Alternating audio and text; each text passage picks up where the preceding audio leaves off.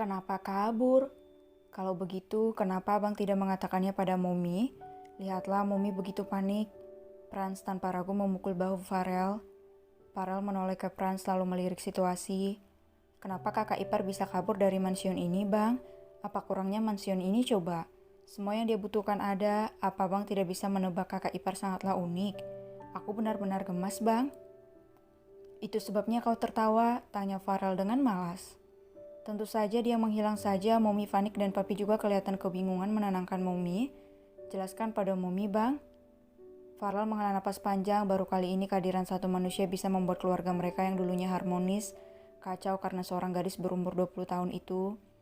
Seperti Ramon yang tidak bisa tidur bersama Jessie karena Jessie lebih memilih Sila.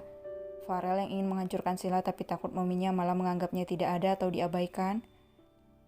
Franz pulang dari turnya karena bujukan Jessie dengan alasan Sila. Sekarang Sila hilang pun Jessie yang paling heboh, hingga semua pelayan pun mondar-mandir mencari Sila. Bagaimana kalian bisa kehilangan jejaknya? Apa dia tidak lewat pintu gerbang tadi? Tanya Jessie pada kedua satpamnya.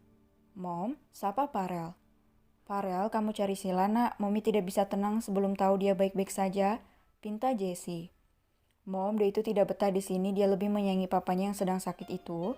Jelas Farel membuat Jessie terdiam. Mom, Farel memegang bahu Jessie. Jessie melihat ke arah Farel. Apa dia memang tidak betah di sini? Mom, tidak semua perempuan bisa didapatkan secara instan, Mom. Dia sangat sombong dan arogan. Mommy harus mengerti dia jika Mommy suka padanya yang barbar itu. Jessie tertawa seketika.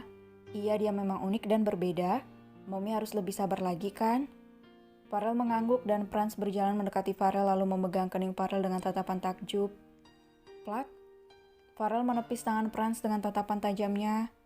Abang mengerti kakak ipar.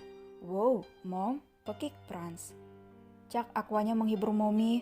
Acuh Farel melenggang pergi meninggalkan mereka semua. Franz membubarkan semua pelayan juga satpamnya, lalu memegang bahu Jessie membawanya duduk di sofa. Momi udah lebih baik? Tanya Franz membuat Jessie tersenyum dan mengangguk.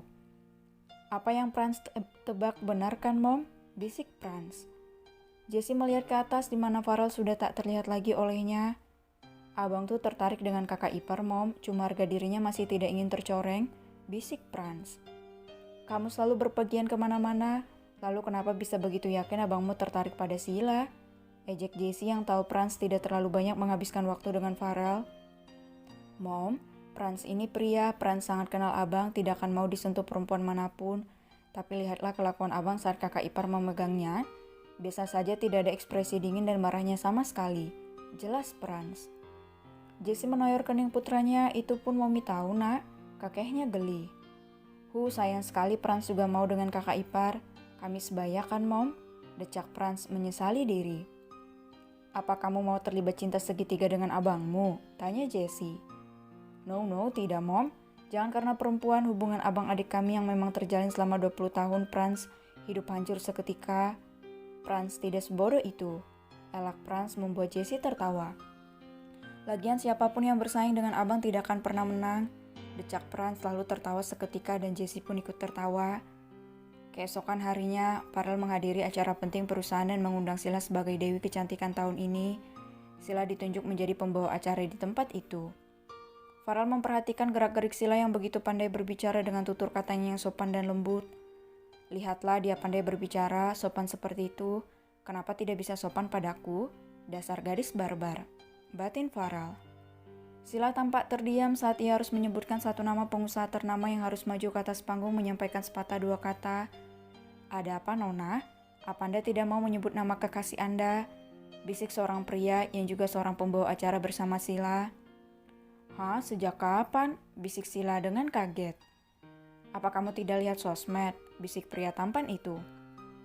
Sila melihat para tamu undangan tengah menatap Sila dengan berbagai macam ekspresi. Apa yang mereka ketahui? Kenapa Kak Agus tidak memberitahuku apa-apa? Batin Sila tersenyum manis berusaha menutupi perasaan bingungnya itu yang tidak tahu apa-apa.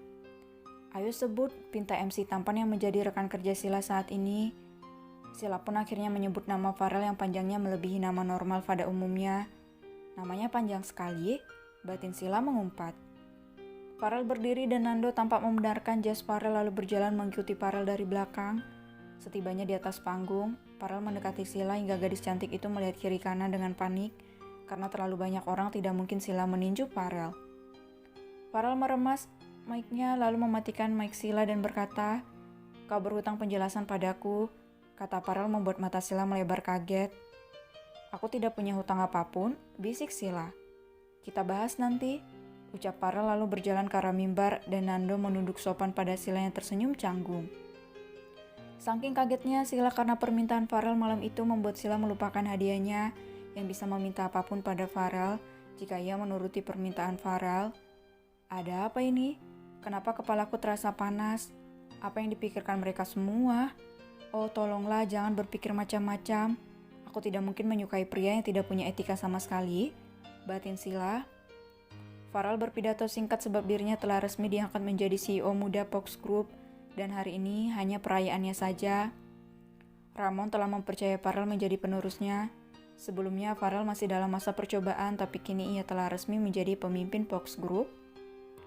Di belakang panggung kamar ganti Sila, Agus membuka mulutnya saat pintu dibuka dan Farel bersama Nando masuk ke ruangan pribadi Sila. Sila melihat dari cermin lalu segera berbalik melihat pria tampan itu. "Ada apa om?" tanya Sila ketus. "Sudah aku bilang jangan panggil aku om. Sejak kapan aku menikahi tantemu?" balas Farel dengan ketus juga mendekati Sila dan duduk di tempat meja rias Sila sambil bersidakat dada. "Cak!" Sila memutar bola matanya dengan jengah. Sila satu-satunya perempuan yang berani melawan Farel, tapi Farel tidak marah karena ia tidak bisa melawan mominya. Lama-kelamaan Farel jadi terbiasa dengan sikap tak sopan Sila itu. Nando meminta Agus untuk ikut bersamanya, dengan linglung Agus mengikuti Nando. "Jadi gosip itu benar?" batin Agus menjerit. "Kenapa kau kabur?" tanya Farel. "Aku tidak mau menangis," jawab Sila. Farel menautkan kedua alisnya. "Menangis?" beonya. "Iya, aku kehilangan ibuku saat umur 7 tahun om, jadi ya begitulah," jawab Sila dengan santai sambil menambah pemerah pipinya dengan tenang tanpa rasa gugup ditatap pria setampan Farel. Farel menatap Sila dengan serius. "Kau juga bisa sedih ya? Aku pikir tidak," ejek Farel. "Ya iyalah, aku kan manusia om," ketus Sila.